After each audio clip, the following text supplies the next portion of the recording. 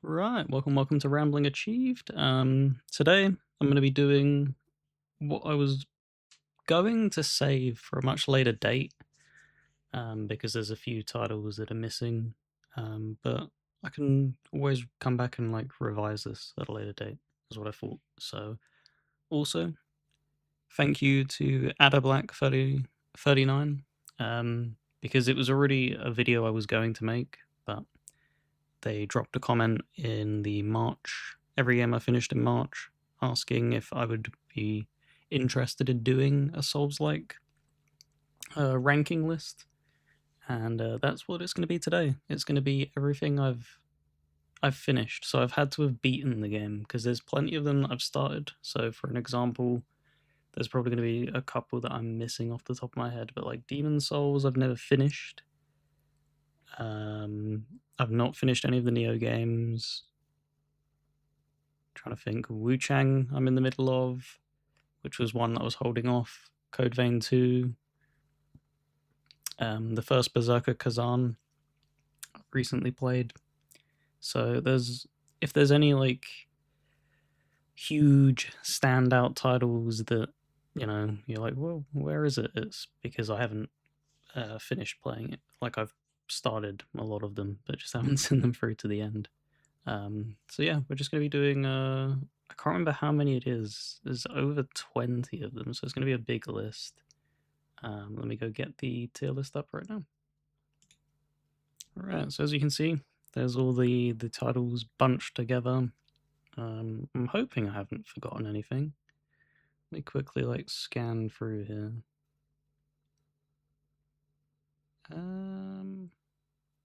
Oh, hold on, I've forgotten Salt and Sanctuary. Hold on, one moment. Alright, I think that's everything now. So that's 24 titles. Damn, played a lot of Souls-likes. But yeah, just going to be going through them. I think they've been listed alphabetically, so it keeps things fairly easy. There's a few titles in there that maybe some wouldn't agree with it being a Souls-like. So, for instance, like Darksiders 3, I think there's enough of an inspiration from the genre that I would be willing to count it personally. But obviously, if you disagree, then just disregard it. It's obviously not a definitive list. It's not objective. It's what I enjoy. Because something that is going to be very, very apparent is that a lot of people, as a quick example, didn't take too kindly to stuff like The Surge or Lords of the Fallen 2014. There's only one game on this list where I really, really do not recommend it at all.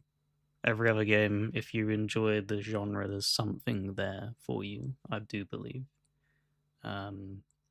So, yeah, it's going to be a fairly positive video.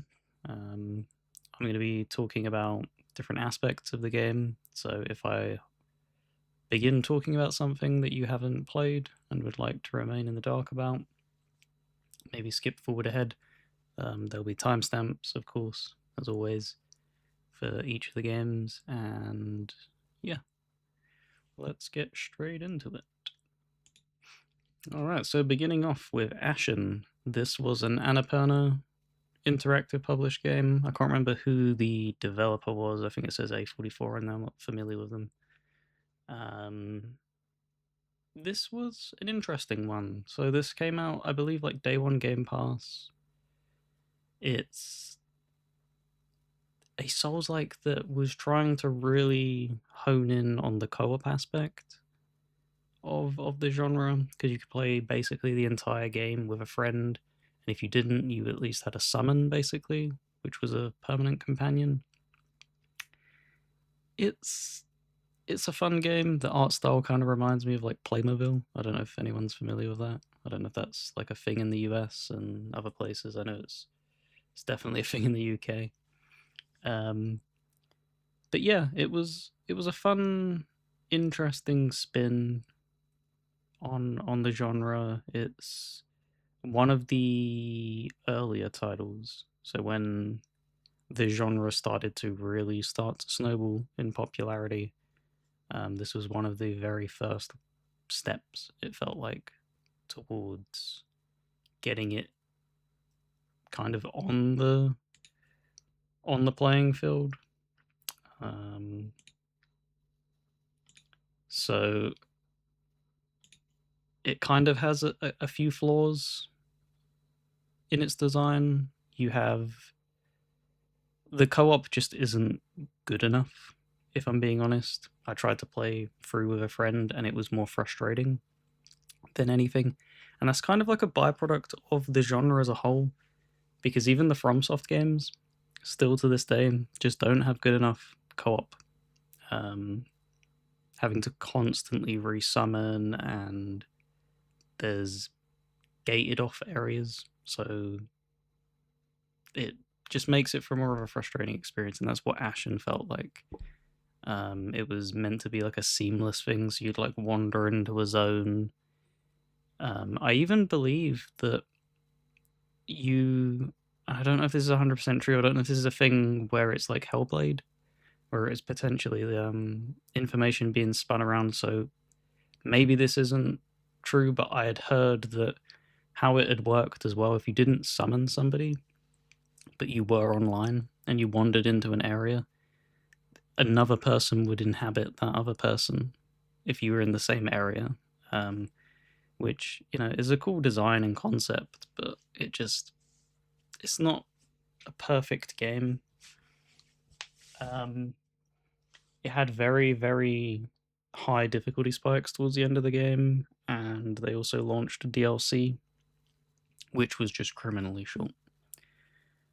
It was about £10, I believe, the DLC, and you could beat it within like an hour and a half. It was kind of disappointing.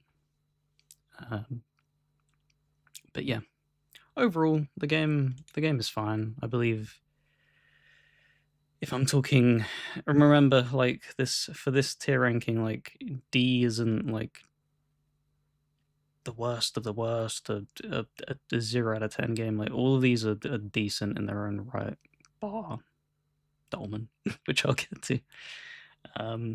So I'd probably say with Ashen, it's probably like a high C tier. I think it was a good attempt, a good go at it, but it could have been better. And if it was more, if they took a stab at making a sequel, I think they would iron out a lot of the complaints I would have with the game. But overall, it's a really fun game. Yeah, really cool, interesting, like, city building mechanic that it had going on as well. The quest lines were cool. There's enough to the game. There's enough meat to the game that, is definitely worth experiencing. All right, up next is the PlayStation 4 exclusive Bloodborne.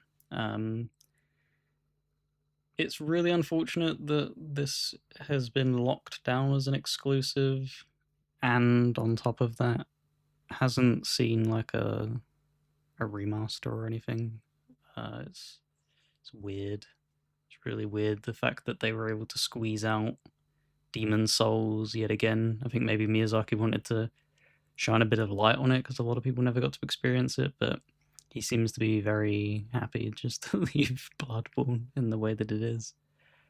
Yeah, I think a lot of people, when you hear the term Soulslike, this is probably at the very top or near the top of their list. It was a very, very ambitious next step in between Dark Souls 2 and 3 for him.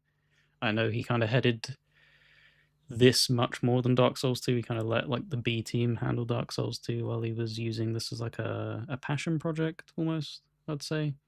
Really, really cool. Mixing in like cosmic horror. The combat was such an improvement over Dark Souls 1 and Dark Souls 2. Like, the ability to just increase the speed and the ferocity and the visceralness of everything. Like, everything just felt really damn good. Because a lot of the original Dark Souls and stuff, you could turtle a lot in them games. Whereas I think there was technically a shield in Bloodborne, but it's not a playstyle that you would be going and doing. Just so high octane, such high pace. And yeah, just a really damn good game. I'm not one to really get enticed by exclusives and buy consoles outside of the ones that I usually inhabit, and this was the game that dislodged me. I don't think it will ever happen again, unless they, Sony somehow money hats like an Elden Ring sequel, and then I'd probably be relatively interested in having to try that out. But yeah, this was the one that ripped me in and made me grab a PS4 for a portion of the generation. But yeah, just an outstanding game. Outstanding game. I don't think it's really that difficult to believe Bloodborne deserves to be in the S rank tier at the very top. It is because we'll get into it with the other titles that he's obviously directed and stuff like that. It's one of the three that I feel like is his best work, and that'll be the first S rank tier on the board. Really fun. Really hope that they end up giving it at the bare minimum like a 60 FPS patch. Like, come on, if you're not gonna remaster it, like give it a little bit of love. That's something that you can't really throw shade at for Ubisoft. Like, at least they go back and do these 60 FPS updates on the older Assassin's Creed games. Like, just if you're not gonna be interested in diverting an entire development team at making a remake or remaster, which I don't think the game needs a remake. I think it could probably benefit from a HD remaster to put it to like a 4K 60 FPS patch and stuff like that, if you wanted to make a bit of money off it. But if you didn't want to divert like a ton of resources, just get that up to speed. Really unfortunate that it didn't make its way over to PC either during the PlayStation PC stint. I think a lot of fans were hoping that it would, but sadly it didn't. All right, Code Vein 1 up next. Very much still enjoying Code Vein 2. I haven't played it in a couple of months. They've been kind of going and patching it, so I kind of want to wait a little bit, because that was one of my minor criticisms for the game, is that it had performance issues. Didn't mean it was unplayable by any means, but if you're gonna sit there and dedicate, I don't know how long the game would probably be, like 30 hours, 30 hours, you'd probably want the best experience possible. So Code Vein 1 is not open world like the sequel was. This was more of a traditional corridor-based standard, take on the Souls-like genre. It had really cool co-op, because much like Ashen, if you didn't have a real life partner that can join you, a co-op partner, then you always had a NPC, and you were able to swap them out as you progress through the story. You got more and more of them, and then you would develop blood bonds, I believe is what it was called, and it was basically like a relationship mechanic, kind of not too dissimilar to Persona. And you would end up getting rewards the further you got with it. They got stronger and stronger. Just a really cool setting as well, like vampire-esque setting. The combat was kind of a little bit floaty, lacked a little bit of weight and feedback, but it did a good enough job, if I'm being honest.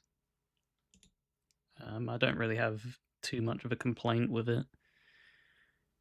There was some poor level design in areas. There was something that looked like they took inspiration from Anor Londo, if you're familiar with Dark Souls 1, and they just didn't do that area justice at all. It was a really, really bad laid out area. Very flawed in its level design. But yeah, other than that, like a really good title. I'm trying to think. I don't think there was New Game Plus, or maybe there was. Well, you didn't need to do New Game Plus to 100% the entire game. I don't think, because this was one that I 100%ed. And a friend also 100%ed it alongside me as a journey together, and we had a ton of fun. The DLCs were kind of eh. It was like a what would you call it? Can't think of the word. Like a battle tower kind of thing where you go through levels and stuff like that, and it was kind of similar to that. Didn't really care for that at all. Very, very challenging, that as well. So I just gave up with it. I was like, okay, yeah, you don't really need to do this. Doesn't feel like there's all that much of a reward. Yeah, I'm trying to think if there was anything else.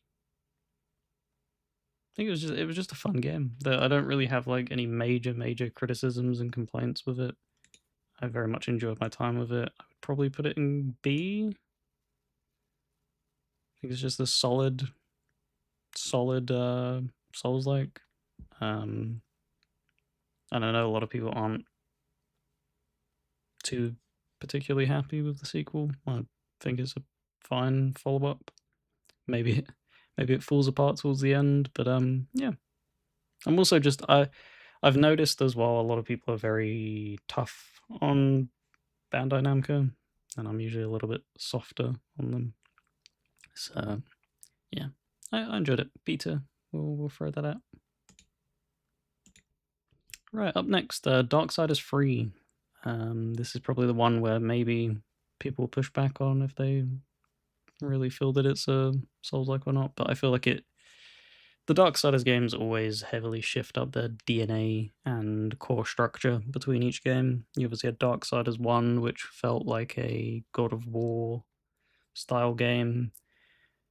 Darksiders 2 went for like a gear-based system, and very, very more reliant on puzzles and stuff like that, and the more Metroidvania-esque design. And then this was just, the combat was front and center.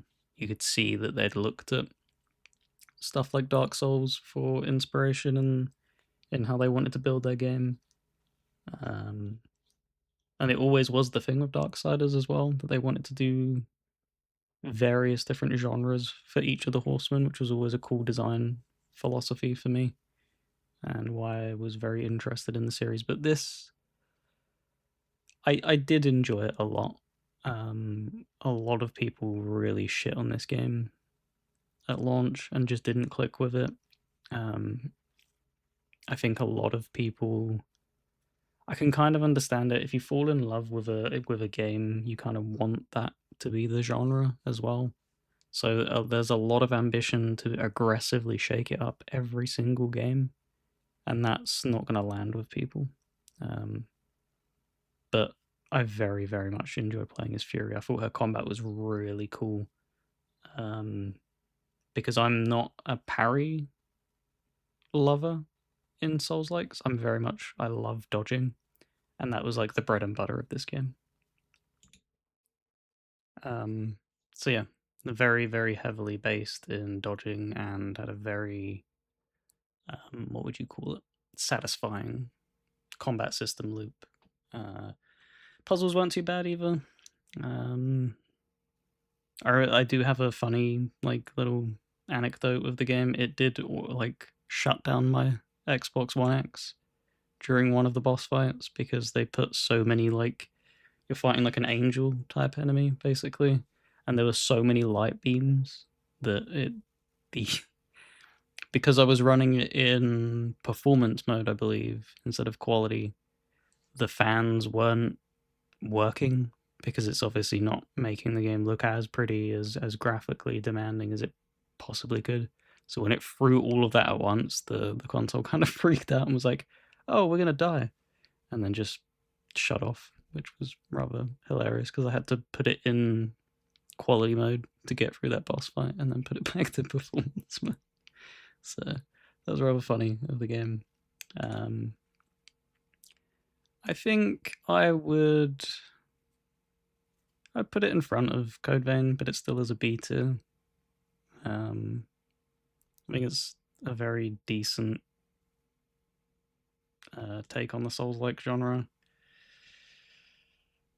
I don't think it's mastered it at all. They just did a good job with exploring it, and it was cool to see Fury because she's the one that you've basically seen the least of up until that point of the Horsemen. You'd heard of Strife a lot more. You'd obviously played as War and Death in the previous games, but yeah, Fury was just kind of not really touched upon very much, and I very much liked the interconnectivity of the story, tying it back to the first two games. They got a really cool thing going in the Darksiders lore, and hopefully they can deliver on it in 4. So yeah. All right, next up will be Dolmen. All right, Dolmen. So this is one that I recently played through 100%. Very, very flawed game. Unfortunately, this is the only one on the list that I probably wouldn't be able to recommend, because it's just broken in many, many areas. The co-op isn't good enough. Being a Souls-like, when you add co-op to your game, either add it or don't half-ass it, because it's just stupid. Only allowing you to summon during the boss fights is just criminal. You know, one of the big enjoyment factors of going through a Souls-like with a co-op partner is just exploring the world together, conquering the challenge, finding a weapon, finding an armor set and stuff like that. And there's a lot of things this game just gets wrong. It had cool third-person shooting for what it was, quality-wise. The bosses weren't very good at all, if I'm being very, very honest. And yeah, there's just so many things wrong with the game.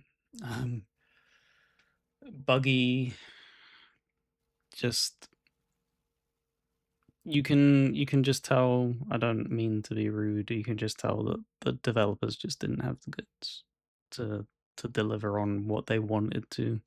It's a cool idea and concept, and I appreciate the vision, but there's going to be a Souls-like that we touch on further down the line that also was on a very, very small scale, had a lot of ambition and a lot of heart, and just executed better. But unfortunately for Dolmen, it's going to be in the D, the Dolmen tier. I just, if you're going to try any of these games on the list, just don't. Even if this is, available dirt cheap, don't have that be one of the first ones that you experience, because it would sour your viewpoint on what makes this genre so special, unfortunately. So I would say avoid Dolmen. So yeah. All right, moving on to the one that really did put it all on the map. I know that Demon Souls came out before it, and it kind of became that cult classic hit, but the original Dark Souls is the one that truly smashed through the wall, where it also didn't click with reviewers and a lot of people straight away. But those that did stick by it, because this was available everywhere, PC, PlayStation, and Xbox, whereas Demon Souls was obviously just a PlayStation 3 exclusive, you were able to have many people stick by it and really begin to figure out what makes these genres so special, what makes this way of telling your story in this way, showing that yes, you can actually make difficult games fun. Because we were going through a period of time in the industry where things were getting more and more easy. You didn't want to challenge the player, you didn't want to annoy the player. Gone were the days of trying to design things in like an arcade-esque manner where you had to put in like ghosts and goblins and stuff like that. Like you didn't want to antagonize the player because budgets were getting bigger and bigger. The potential for success, was huge. So you just wanted to make things accessible, easy, and this just flipped it on its head. Is it perfect? No. I as much as I respect it and I love it, it also obviously had many, many issues. The fact that Blighttown was very, very, very hard to play, because what we're talking about here is the original version, and we'll also be talking about the remastered version later on. So the original version, you go into Blighttown and you're trying to tackle the difficulty of the game while also running at like 10 FPS. Can be kind of brutal.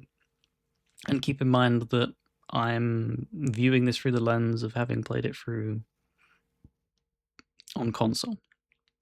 I know PC was able to fix a lot of issues. There were some issues that still couldn't get fixed. I believe that when they tried to there was something weird, a weird bug with the frame rate. I think if you had like 60 FPS, you would fall through the map if you tried to slide down ladders quickly, which was quirky and very weird. But there was so much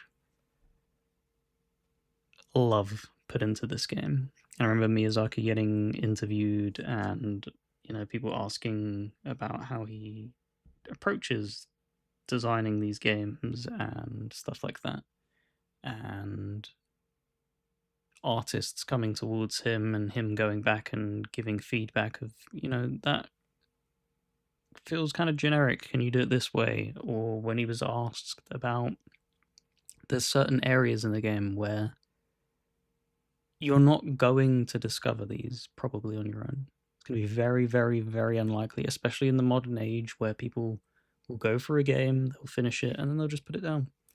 And the beauty of the original Dark Souls was so much of the game's cryptic nature and strange design was figured out collectively as a community and then spread like wildfire. Being able to find Priscilla and stuff like that, and being able to figure out that you can go back to certain areas or how to tackle this, how to tackle that. Yeah, just a really damn special game, but not without its flaws. And as much as I respect it and love it, I would think from my personal experience, from an enjoyment perspective, it would be the A tier. There's so much Lost Izalith, traversing the catacombs. There's a lot of things that you kind of tolerate with the game because the overarching complete package is so good, but it's not a perfect game. Very iconic. It's stood, the test of time in the fact that people are still playing it, still modding it, still interacting with it in the same way that you see, Skyrim has them longevity, long legs. You don't see this love and fervor for Dark Souls 2 as much, or Dark Souls 3. There's just something special about Dark Souls 1, and yeah, very much love it. Alright, moving on to Dark Souls 1 Remastered. Long time no see. Kind of a weird one that they went and remastered this. it did kind of surprise me a little bit. There was a lot of people who were expecting a hell of a lot more. So there were rumors that cut content would be added. You would be changing, as I mentioned earlier, with Lost Isolith being one of the biggest negatives of the game, I'd say. Like, a lot of people do not look fondly upon it, thinking that that would get changed and stuff like that. And they did add some changes. They added omnidirectional rolling, obviously the higher frame rate, the stability. I think they added a bonfire here or two.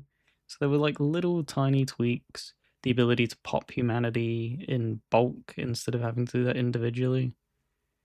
So there was like a lot of quality of life improvements, but for the most part, it was the same kind of thing. This wasn't like a Scholar of the First Sin where they moved stuff around and shifted things up and changed things in that manner. And I would probably argue a lot of it didn't probably need that. I think it's also important. It's equally important to keep things the same as the way they were so that you're not revising history, as it were. I don't know how like I would word it. You want to keep the game having some of its flaws because at the end of the day it's art. And when you're remastering something, it should just be touch-ups. It shouldn't be trying to take on the role of a remake. And this helped expose even more people to the series. Can't remember when this came out. This might have, I think this was after Dark Souls 3, around about that time. So we saw huge numbers for Dark Souls 3, and it was cool that people were able to go back and experience Dark Souls 1. And yeah, just so many iconic moments in this game, so many iconic characters, and just a really damn good game. So of the two, I would, if I'm being honest, you're gonna choose the better playing game, the more enjoyable, the less frustrating game. I do think it is better than the original. It's more enjoyable to play, and I'll put it above the original, and it'll still be an A tier. Right, so moving on to the next one. So this is the original Dark Souls 2. This would have been me playing it on the 360.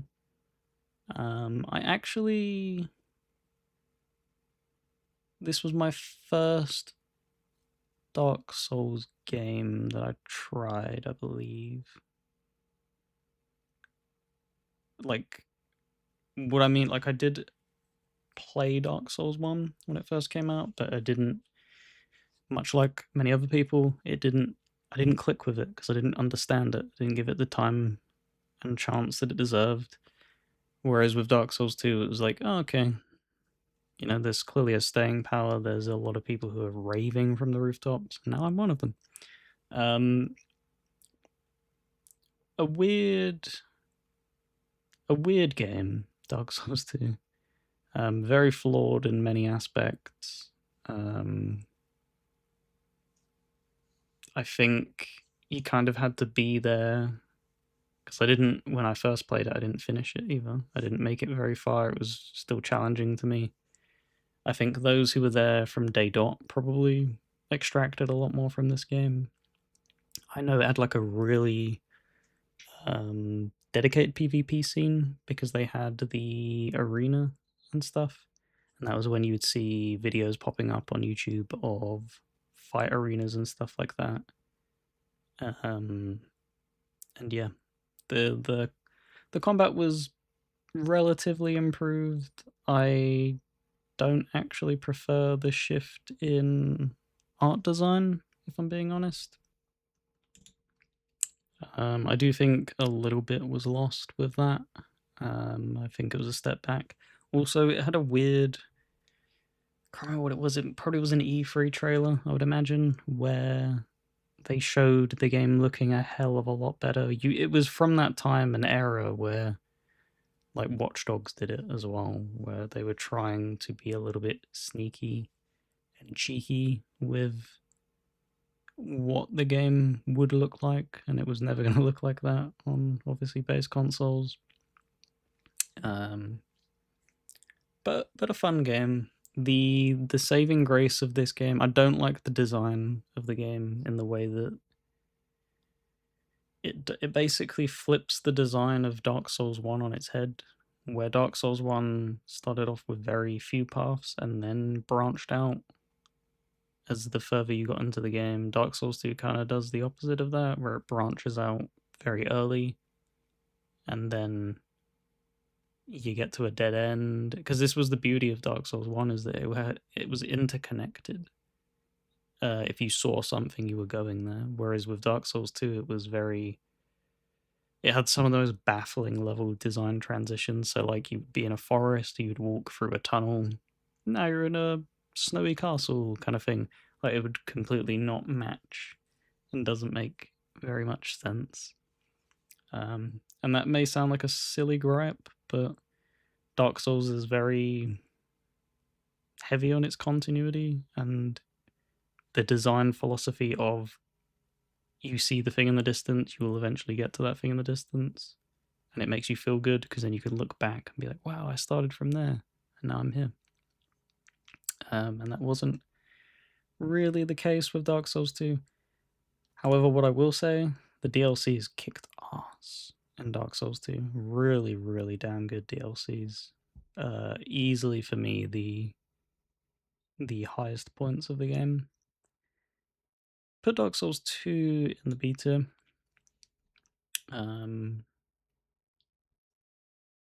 No, I bear with me.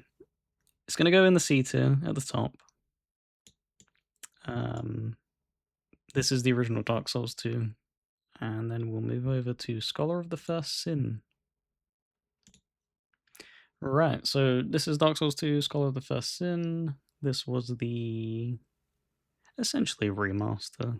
They also did a lot of changing, not only for performance and stuff like that. They changed like the locations of items and NPCs and stuff like that. They did a big shake-up with the re-release. And I actually prefer a lot of the changes that they did. It makes the game feel a little bit better, if I'm being honest, because some of the quest lines were a little bit strangely laid out in the original game, I felt. Whereas they tried to remedy it and have them organically appear where you were headed, rather than expecting you to go through an area and then return back through an area to complete quest lines, if that makes sense. You'll know what I mean if you've played it. But obviously the weird disjointed level design is something that they weren't able to remedy. Yeah, and obviously packaging in the DLCs meant everybody had access to it, so they were able to play the best parts of the game, which was awesome. And the additional final boss thing was kind of cool. But yeah, it's basically very, very, very similar to Dark Souls 2, so don't really need to talk about it all that much. Kind of had weird lighting issues because they tried to do like the middle ground as to what they wanted the lighting to be originally, and then still having it in the engine of Dark Souls 2, whatever engine it is that they're using.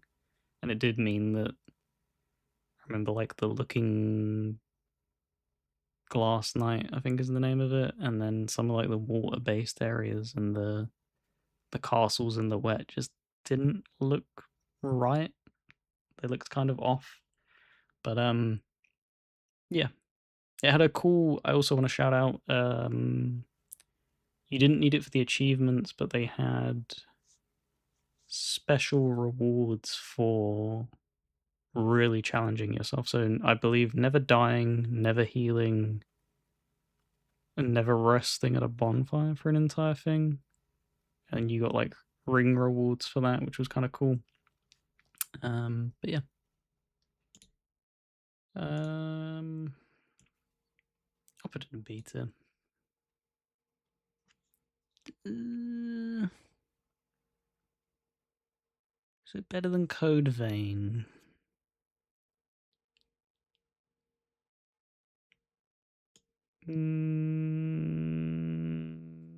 Yes. I think I prefer Darksiders 3 over it. I think that we'll just keep it there for the time being. Because there's going to be the challenge is obviously making sure that I'm arranging them correctly, because they will be from left to right. So if they're on this side, it's obviously the more desired and the less desired of the rank. Really cool that I've made like a little arrow. Go play some Soulslikes. Right. So Dark Souls 3 up next. Right, this was the first Dark Souls title that I played directly at launch and could not put it down. This had me fully gripped because by the time this came out, I had done Lords of the Fallen and dabbled in other stuff. I'd done like little bits in other Dark Souls games, and this was the one that really won me over. Just so damn important to me in like breaking down that barrier and getting love for the genre of not only Souls-likes but the Dark Souls IP in general. Really, it's a beautiful game. The DLCs that they did for this game were fucking outstanding. Just tying everything together, like it was just a love letter to writing the end of the series when you got round to the Ring City DLC, where everything came full circle and the cryptic lore paid off, and it was just like, damn, this game's so fucking good. Really great boss fights. Felt like everything that they'd learned up until the point was put fully on display and mastered. I'm trying to think if there's any boss fights in this game that I didn't enjoy, and I can't think of any. None spring to mind. I think all of them were at the very bare minimum good. There was no like pinwheel in this game or covetous demon. There was no shortcoming boss.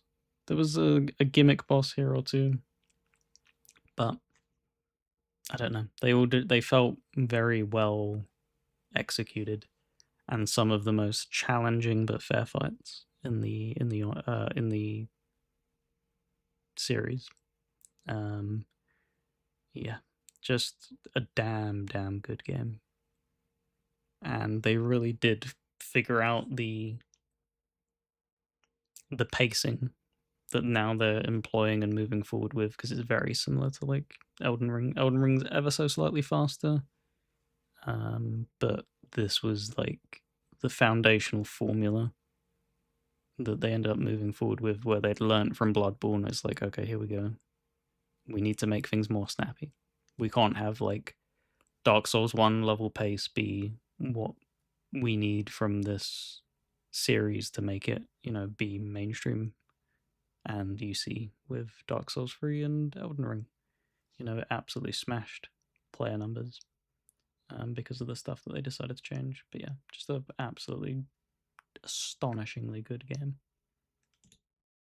So for Dark Souls 3,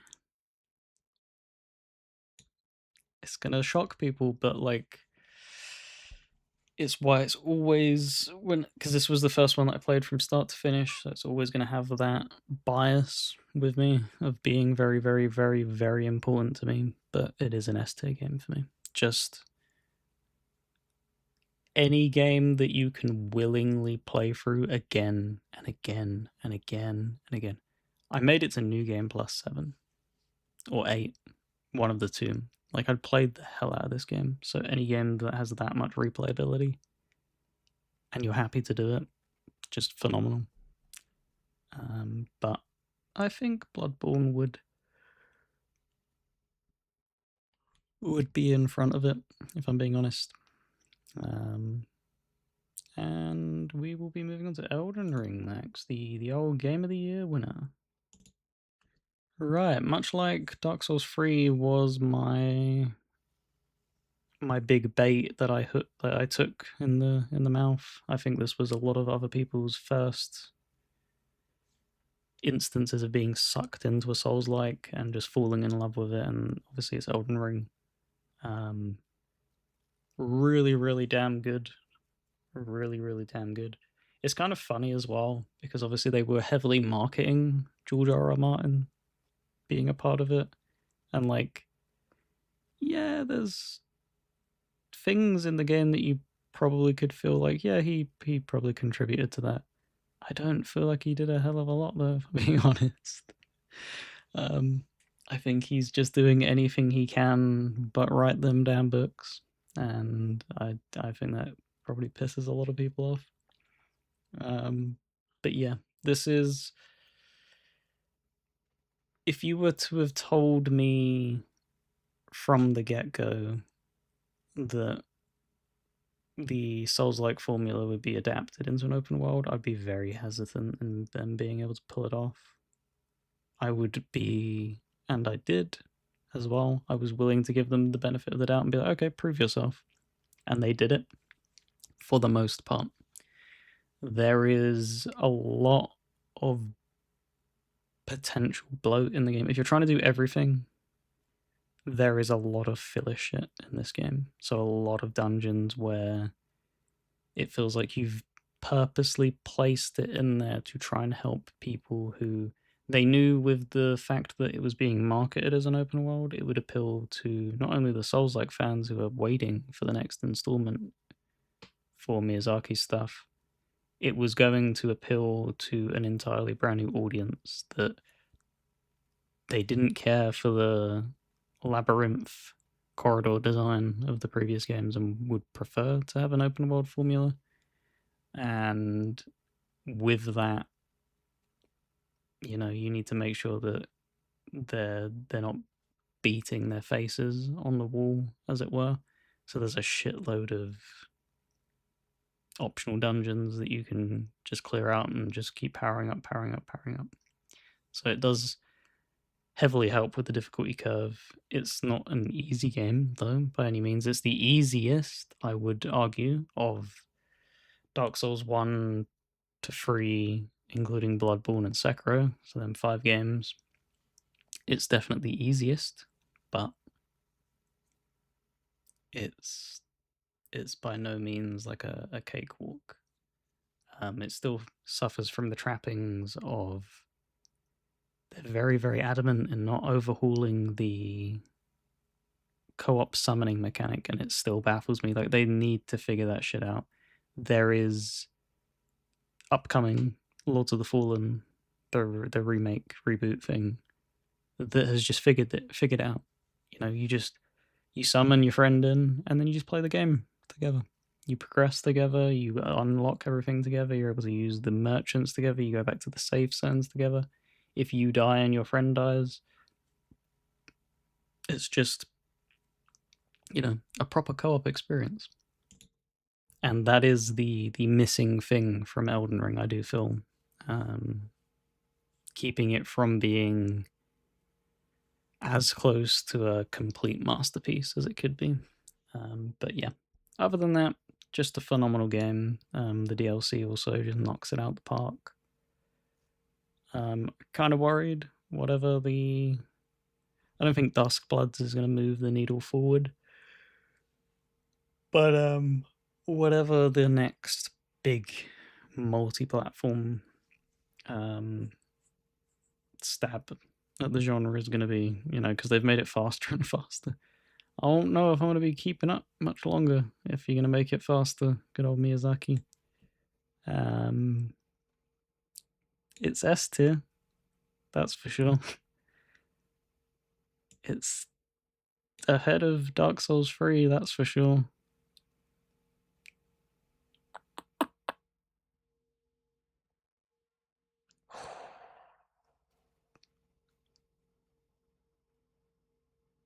I think it edges Bloodborne for me as a complete package. No, maybe.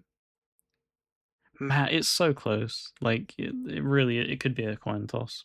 If I'm being honest, because whatever the weaknesses of Elden Ring are, Bloodborne has weaknesses, and that they just clash between each other.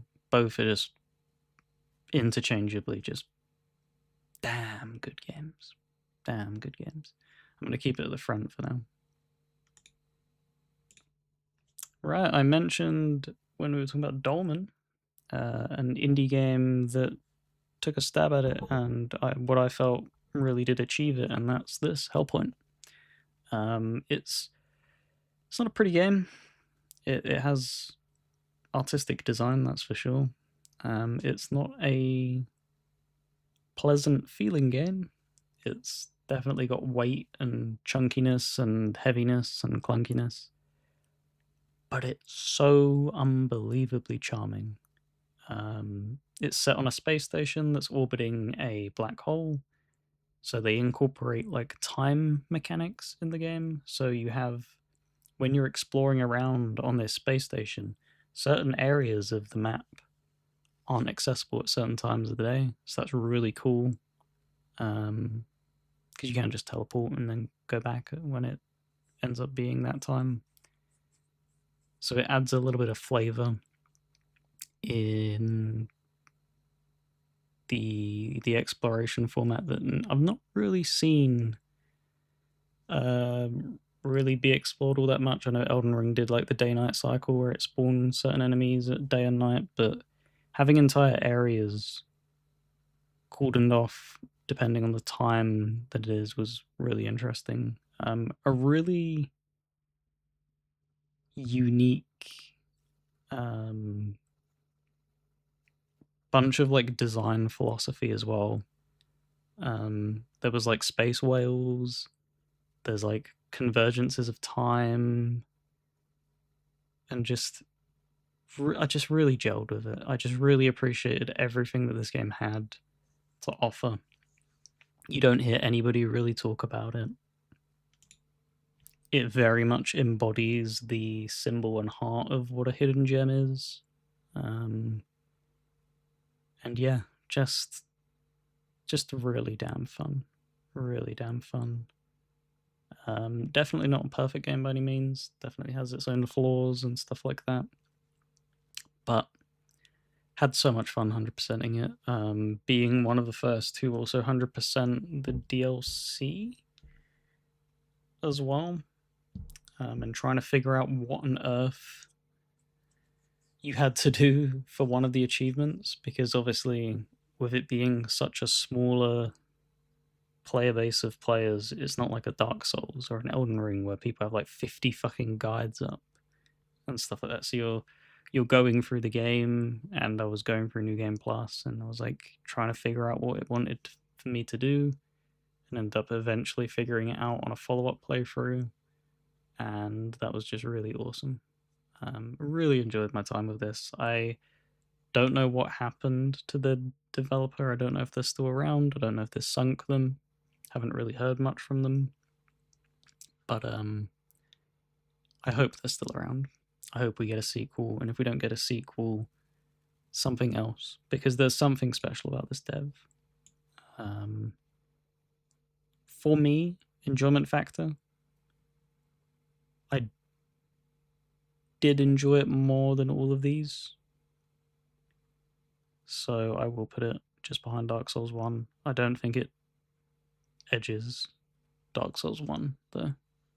I think it's a little bit too rough of a gem to be able to be argued. I think that's the halfway point.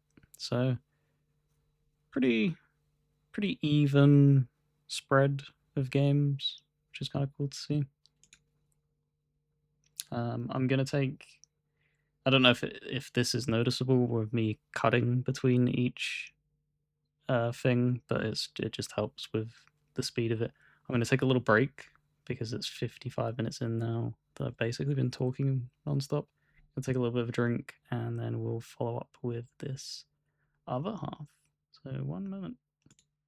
Alrighty, let's get back to the ranking. What I was going to say before I continue on as well, when I get to the end of it, I think what I'll do is I'll throw out a suggestion for the most polished feeling recommendation, so like the higher tier, and then throw out like an indie recommendation or a lower tier, in terms of polish as to what I think definitely should be checked out. So make sure to stick around for that. Alright, moving on to Immortal Unchained. So this was a very recent finished one. End up playing through it. I try to 100% as many of them as I can.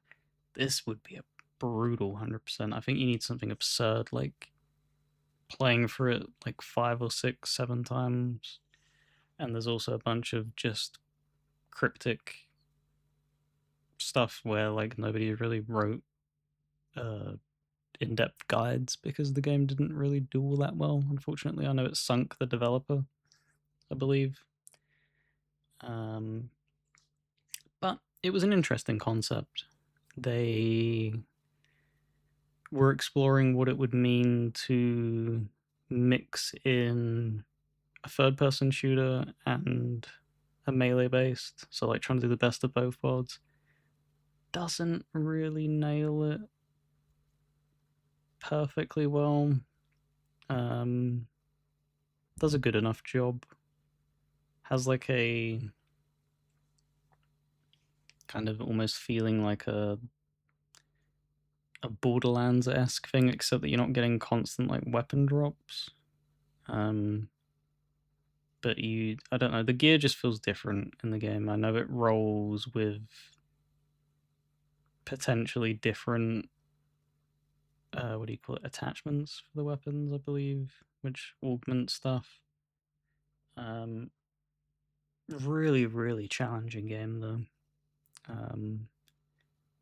Really brutal difficulty spikes in a lot of the boss fights, and the DLC was just I couldn't do it. I did like the intro of it, the opening probably like hour of it, and then it was just like I feel like I'm scraping my teeth against concrete, so just not worth sticking with it at that point, and then just focused on getting through the end of the story. There was a good amount of things that they explored and did do well, but there was just a lot of shortcomings of design that, you know, they probably could have done a better job at addressing, and had it sold a little bit better, maybe they would have been able to fix it and stuff like that, either in patches or with a sequel, but we'll probably never see a continuation of this. But yeah, it's an okay game. I don't think you can purchase it anymore digitally. I believe it's been delisted. I believe physical prints of it exist for PS4 and Xbox One. So that would be the only way of experiencing it. I don't know if it's still for sale on PC and stuff like that. I don't know how PC handles like delistings, if it's easy to get like a CD key off of a website and stuff like that, if they're still active. So can't really toss a recommendation out that way. But yeah, just very flawed game. Interesting concepts and design, but yeah, just a little bit too unfair in many aspects to be able to speak about it very, very fondly. So if I was to rate it against all the other Souls-likes, where would I put you? Immortal Unchained? I would probably put you beneath Ashen, if I'm being honest. It would either be beneath Ashen or in front of Ashen. Like, in comparison to all the other ones, it's not an amazing time to be had with it. if I'm being honest. Yeah. Like, it's definitely worth experiencing if you love the genre like I do. It's definitely worth, checking it out and seeing if you click with the stuff. But there's just a lot of balance issues in the game that make it kind of difficult to universally enjoy from start to finish. You're usually in a state of frustration more so than fun and joy. Alright, up next, Lies of P. So this is one of the many kind of booming titles to come out of South Korea in the past few years. They seem to be really heavily tackling the gaming market in a meaningful way, and I just adore this game. Like, this is a truly, truly magical game. They've really, really outdone themselves with Lies of P. They've really cracked like a really good code as well with how you're able to explore a sequel and stuff like that with what they're going to be touching on. This, I know a lot of people were kind of like trying to compare it to Bloodborne, and yeah, in ways, sure, but this definitely more to me feels like an original Dark Souls in the way that like everything's like heavily rooted. The combat is a lot more slower for the most part. It has obviously still speed, it's faster paced than the original Dark Souls, but I don't think it's Bloodborne levels of speed. You really get a taste of greatness playing the game. It's very rooted though. There's no like jumping in the same way that you get in Elden Ring and stuff like that. It's very much corridors in the same way of, like I said, with the original Dark Souls. Really cool design choice with the mechanical arm that you get and able to slot in different abilities. Like, I just love the puppet string. It's one of the first things that you get, and it's just a hell of a lot of fun when you upgrade it. And you, as you saw in a few seconds ago, being able to latch onto an enemy and then slam up in there, like, it's just a lot of fun. And just the combat really does just feel meaty in a lot of ways. They got really damn creative with the DLC, which is what the footage is being pulled from, with the enemy designs, and they got even more ambitious with environmental designs and stuff like that, and just a really, really damn good game. Like, there's nothing I can really criticize the game for at all. They respected that a lot of people wanted to play it as well, but couldn't because of the genre, and then ended up adding a difficulty mode option, so adding an easier mode so people can sit there and enjoy it and experience it. Yeah, phenomenal soundtracks that it had going for it, and just a damn good game. Just a damn good game. So with Lies of P, easily slots into the S tier for me. It's above Dark Souls 3. It's above Bloodborne for me.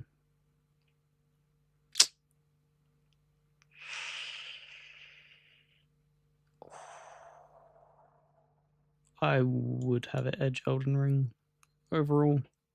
From an enjoyment perspective, I think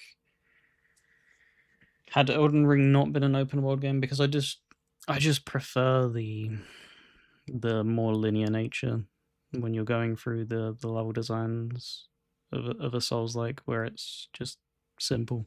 It's a lot more easier to keep track of where you've been, where you haven't. It just feels less overwhelming. And yeah, I just prefer it overall. There's nothing against Elden Ring. Obviously, we're speaking about it on Brandon's channel. Couldn't speak highly enough of it. Very much love it. Just Lies of P is just perfect for me. Of all these games up here, I can think of criticisms for each of them easily, many criticisms for some. Lies of P, I cannot think of a single criticism from a personal standpoint, which therefore should mean it should be at the front. If I genuinely can't think of something where I'm like, okay, yeah, that probably should be changed, I can't. I love every single fiber of this game's being. Alrighty.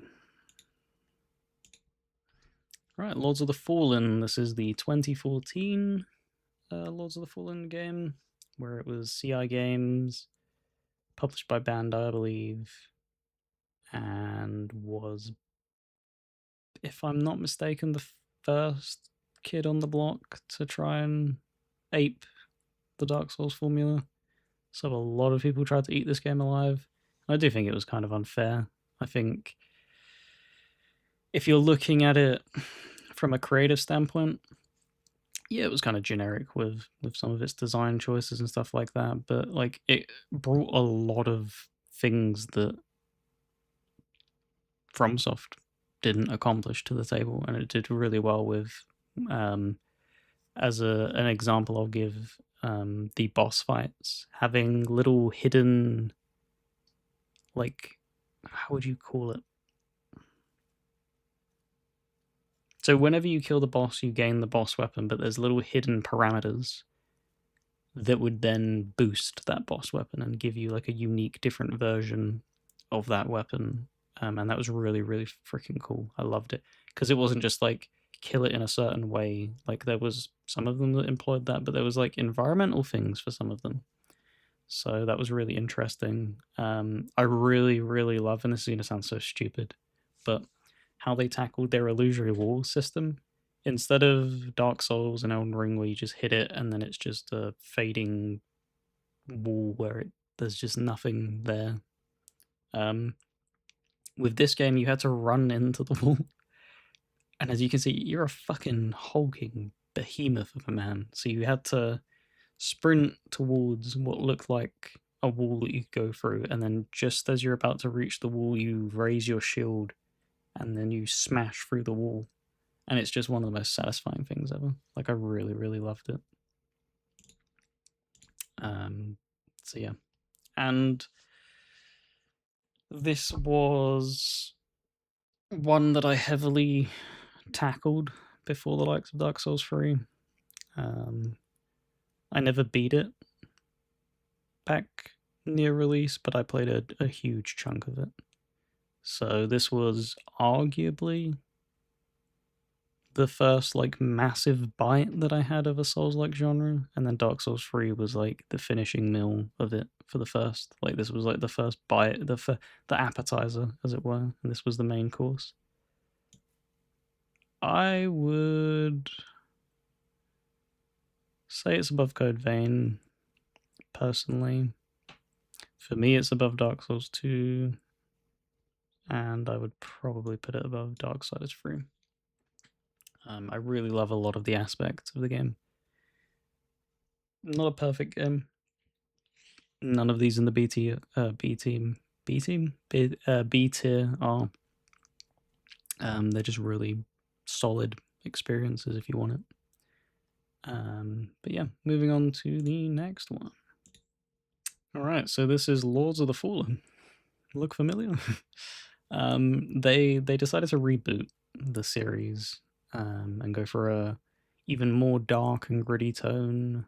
They went for like a dual world system. They made changes. They brought back certain aspects of the first game. This had a phenomenally poor launch.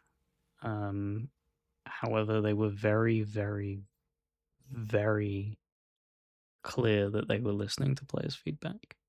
And they went back time and time again, chiseling away at it, and eventually 2.0 launched and just delivered what, yes, arguably should have been 1.0 if we're being critical of it, but it's very important for a developer and a team to listen to the feedback of the fans and see the potential that is on offer there and give them what they want.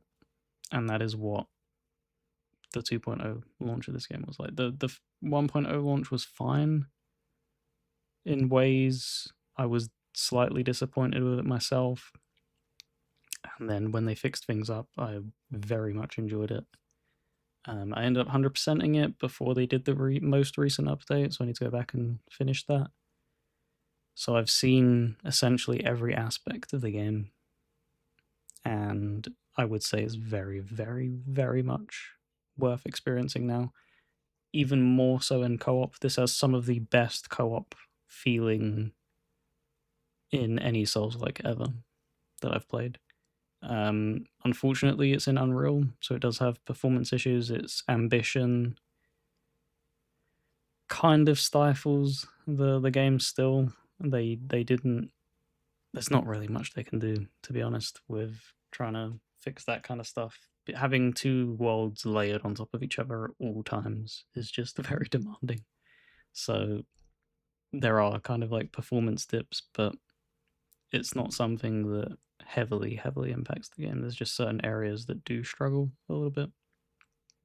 But yeah, overall, definitely worth giving a go if you have any interest in it.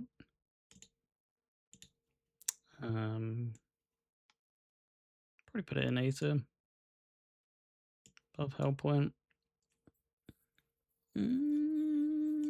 Above the original Dark Souls. Probably neck and neck with Dark Souls Remastered. I think they did a phenomenal job, and it should be commended. Really looking forward to the sequel. So there we have it. I'm sure I'm pissing a lot of people off with some of these, but oh well. All right, moving on. All right, the first Remnant game. This was very, very ambitious because this was heavily zoning in on the shooter aspect, where like you had Immortal Unchained take stabs at it, you've had Dolmen take stabs at it. This was like the main bulk. Like you're very rarely using your melee weapon in Remnant unless you're specifically building for it. And this was like a mixture blend between like a Borderlands-esque feeling game and a Souls-like, and it just balances it so damn well. It had so much replayability, being able to roll worlds in specific manners, having different outcomes for stuff. So you're like choosing different bosses and stuff to get different gear. The DLCs were phenomenal.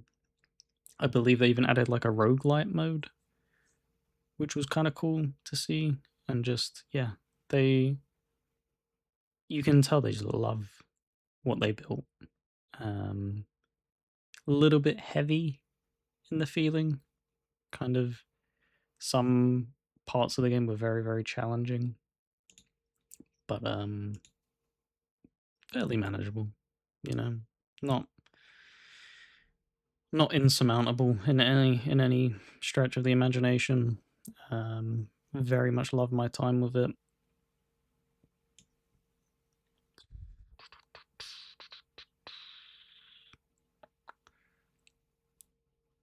It's one of these two, that's for sure. I think I would put it there.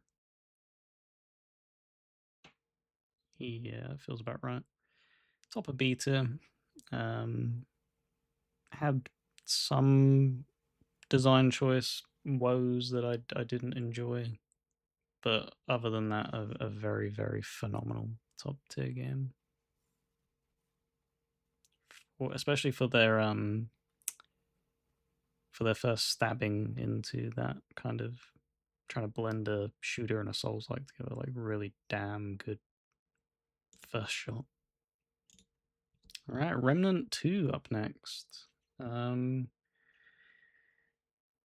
Definitely a lot more people experience this game.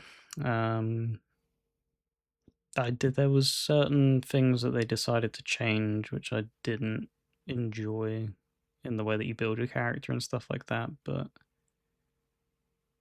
yeah, I it didn't ruin the game. I liked the world blending that they did with Remnant 2. I think the environmental shift and shake up as to what they had on offer here was a lot better than the first game's was, in my opinion. You had, I think I would be happy to say, I think they handled the discoverability of different items a little bit better than in the first game as well. They had some really cool shit that you just could easily miss. And I remember there's like a secret area that took people ages to find, which was kind of cool. But yeah, this I think they're done with it. I don't know if they're going to be adding any more DLCs to the game. I think it's had some DLCs already. I think they're finished with it, I believe. So I'm not sure what's going to be coming next, or if they're going to greenlight some more DLCs for it. But really damn fun game. If you want to have a title again that's heavily co-op based, if you don't want to be exploring this genre alone, this is one that definitely gets recommended from me to be able to explore with friends. It's a hell of a lot of fun.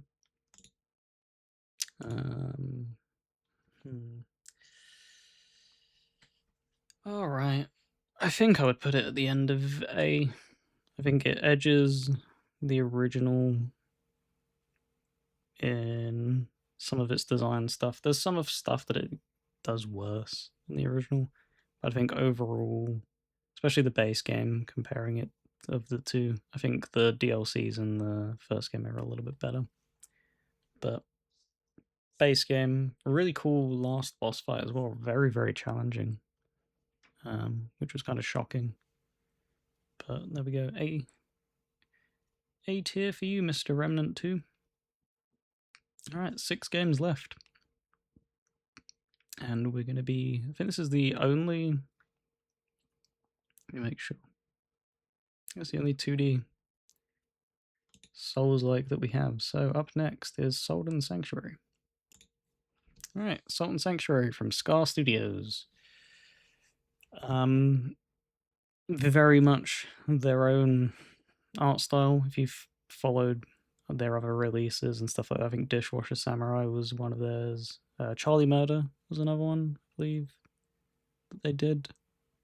But they really mastered the feeling of a 2D side-scrolling, mixing in the elements of like a Castlevania Symphony of the Night and a Souls-like really damn well. Very, very challenging game, but so one of a kind, especially at the time. There's obviously been a few games now that have taken the inspiration from what they've done and tried to perfect it a little bit more, but yeah, just so addicting. I really, really wish Salt and Sacrifice was available on Xbox. Was really disappointed in hearing that didn't get an Xbox port. So hopefully we can get that at some point, and if not, I'll probably just, I think it's on Steam. Probably could just get it when the Helix comes out. But yeah, Salt and Sanctuary. B tier.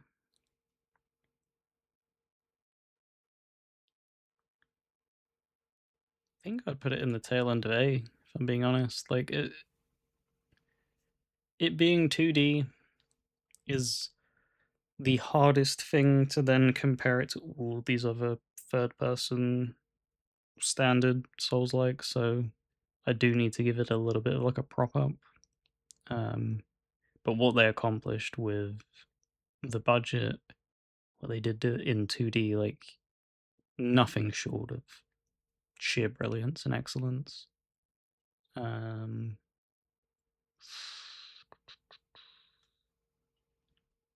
No, I'm gonna bump it up too.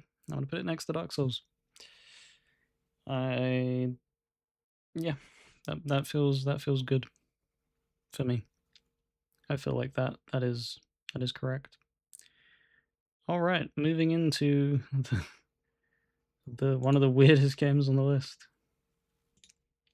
All right, so I heard you like your Final Fantasies.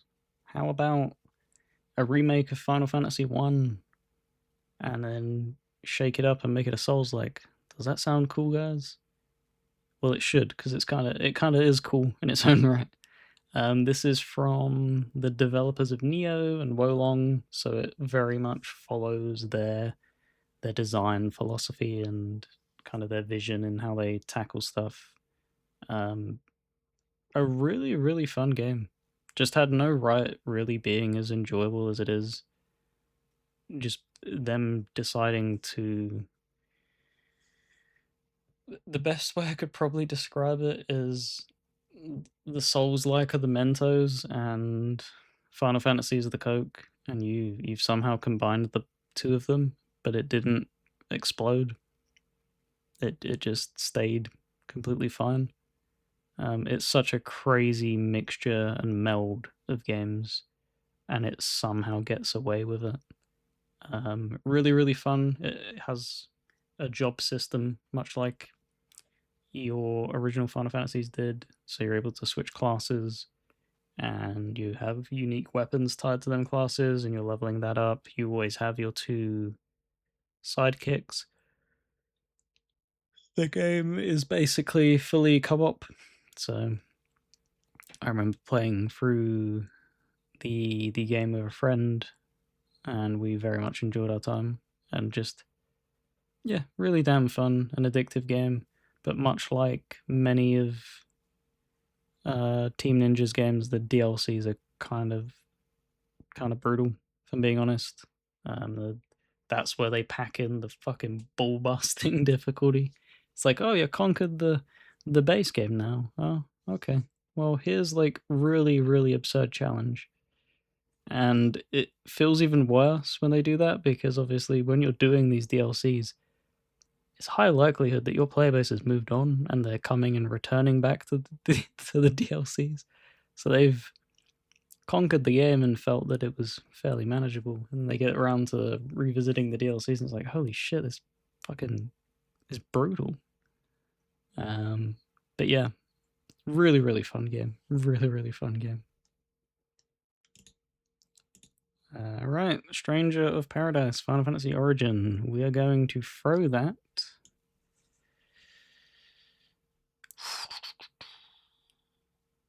in the second place of beta. I think we'll throw it there. I like many aspects of this game, but we're going to touch on this one later, which is also from the same developers, I believe. And I think this just did it a hell of a lot better. So I think front-facing side of beta, I think, is completely fine for that game. All right, kind of cuts off the name here, but this is the Last Oricru, and that'll be the next one up. All right, the Last Oricru. Not traditional Souls-like. Again, this is probably more, you could maybe argue, in the same vein of like Darksiders 3, where it's maybe not what you immediately think of, but there's so much overlap in design and what they were going for, and it definitely feels like they looked at it as inspiration. A really interesting plot in the game as well, of being able to choose between two sides very early on in the game. And then that plays out how you're exploring the world, basically, with who you're siding with in the factions and stuff like that. Really cool. I actually wrote the only written review for a game on True Achievements was this that I wrote. It's not probably amazing, but I did feel like there was nobody really shining light on this game at all, and I did want to give like praise to it, because it's a really damn good game for what it is. It's obviously very low budget in comparison to the counterparts of, Dark Souls and stuff like that. So you do need to keep that in mind when you're playing it. Give it a little bit of slack. But what they did end up accomplishing was really good. Really damn good. Didn't have the greatest boss fights, unfortunately, but the level of exploration and stuff like that, it definitely like landed on pretty well.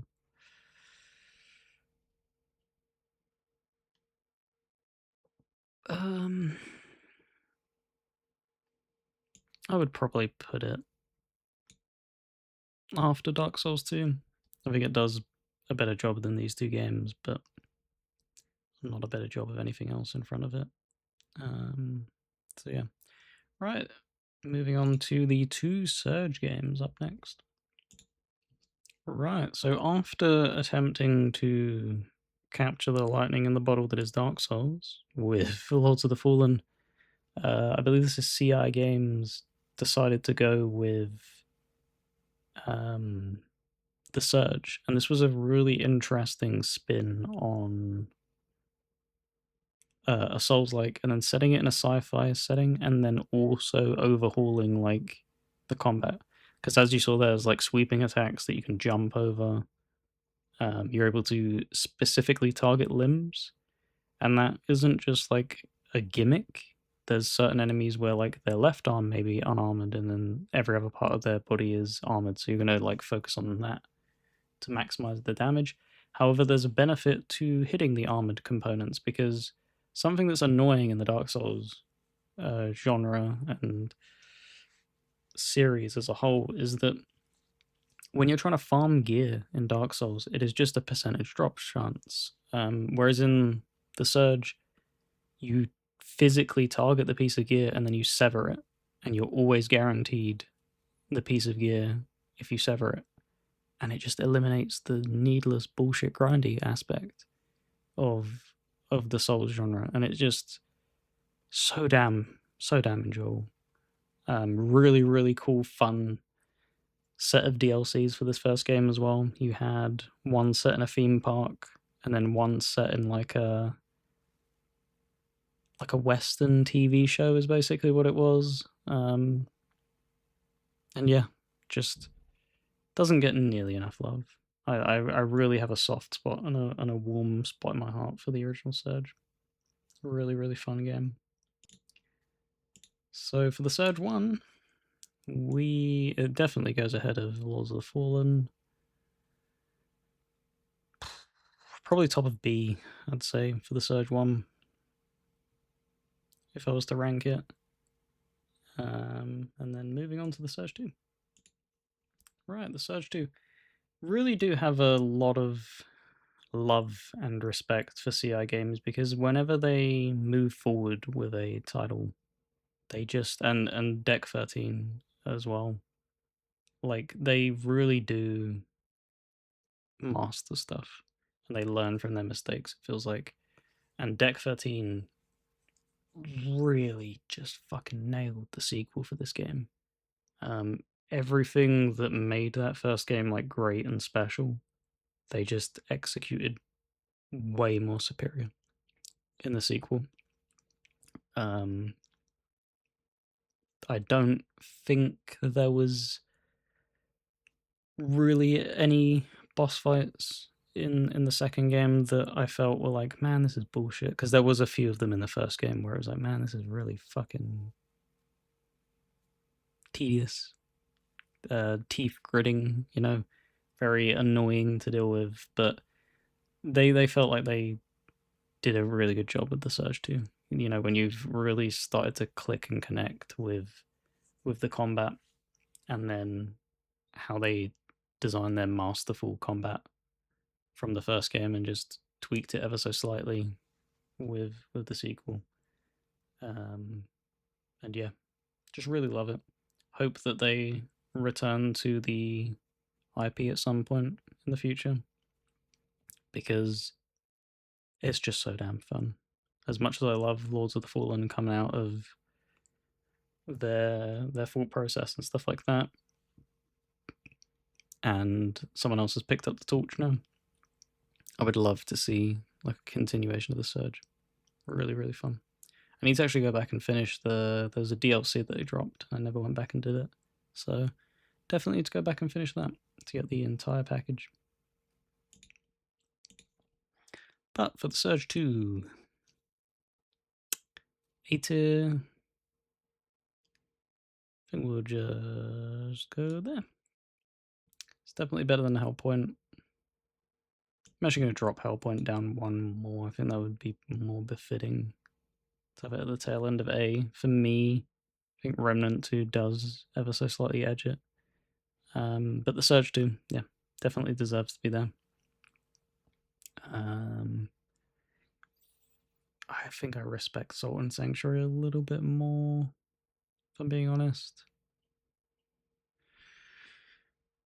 Yeah, I think that feels about right. Right, closing off with Wolong Fallen Dynasty.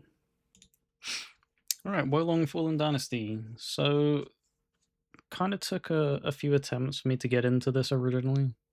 The combat is very,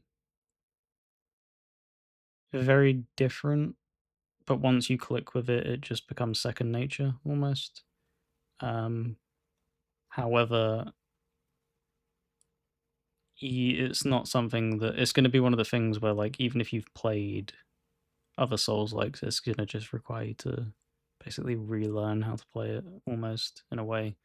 It's very dodge-based, but you're not technically dodging.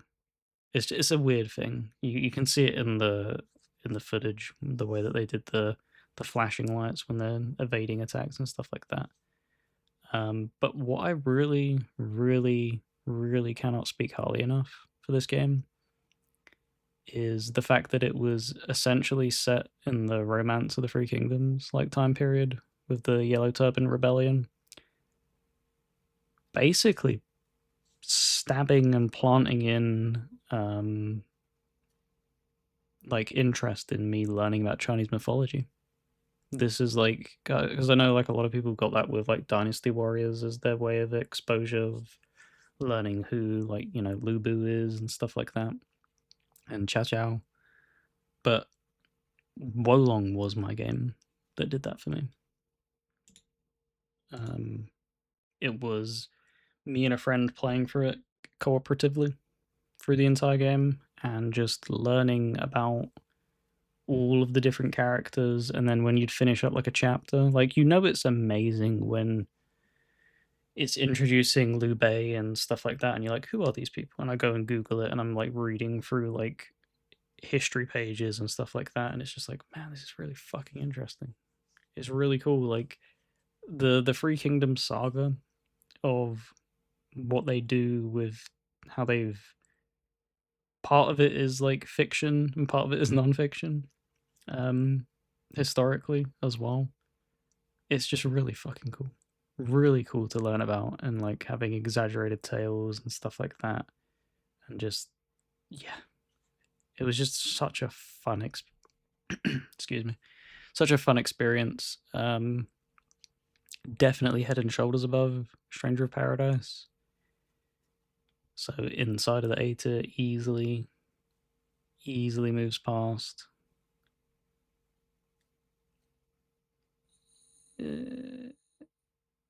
There. I think it would go there. Yeah. Like, just an absolutely outstanding game. And it was always cool as well, seeing them take a nod to Lies of P and add the weapons of Lies of P. I think they did Neo as well, as you saw there in the trailer. It's just, I love the camaraderie that we have with Souls-likes at the moment, with a lot of love being shared around and success and support for one another as a developer. It's really cool. They just understand that they all love making games in this genre, and that's really freaking cool. So there we have it. That is the entire list of every Souls-like that I've finished and where I would personally rank it. Hopefully you all enjoyed. I don't know how long this video was. An hour and 35 minutes. Damn. As I said during the mid bit, I will give you one high quality Souls-like that I would recommend if you were to enter the genre for the first time and you want to experience something. I would say for the high quality one, easily Lies of P. To stick your nose in for the first time and experience that. For a lower budget, like more double A take, it would either have to be The Surge or Salt and Sanctuary. The Surge, if you don't want to do 2D, but if you can tolerate 2D and want like a more kind of like Castlevania-like experience, then definitely check out Salt and Sanctuary. But there we go. Those are all the games. This will be a list that definitely grows over time. Yeah, this has been a lot of fun. We'll be doing probably a revision of it when I finished stuff like Wu Chang. What was the other ones? Kazan. Hopefully Neo eventually gets ported to Xbox. There's been rumors of that coming, but I'm not really holding my breath on that. But if it does, I'd obviously go through and conquer each of them. There was another one. What about Code Vein 2? So there's like there's easily like another 5 games that are on the horizon. Also need to try and like at some point beat Night Rain, which I haven't done. So this will be a list that grows, and I don't know how I'll handle that. I don't know if I'll take what this list is in its current form, because something as well that I do feel, as time does pass, you do sit and stew with stuff, and thoughts and feelings will change on certain things, because you may replay it at some point and be like, maybe I like that a little bit more than I thought, or maybe I didn't like it as much as I thought, and stuff like that. So this could be subject to change. I don't know how I'll tackle doing like a revision of it and a second part, but we'll see. Hopefully you enjoyed it. If you want to join a Discord with like-minded gamers such as yourself, pop a comment down below and I'll hit you back with a link. And if you somehow stumbled upon this channel before Brandon's, make sure to go check out the description, down below, where his channel will be linked. He has amazing solo stuff, and we do plenty of collaborative stuff from time to time. But yeah, thank you very much for watching, and hopefully see you in the next one.